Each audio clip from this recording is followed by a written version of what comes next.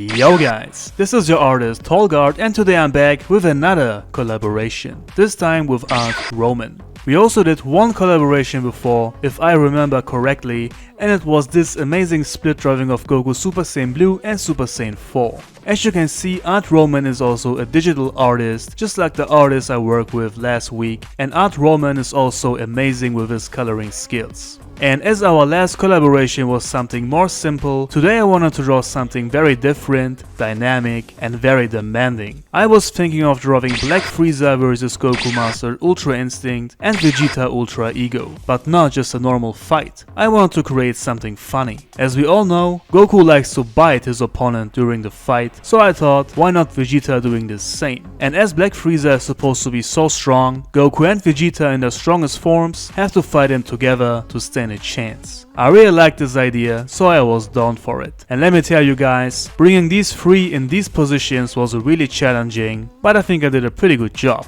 Now let's check out the sketching and the inking together, and I will talk to you guys again when the line art is done. Make sure to like the video and subscribe if you are new, and let's go.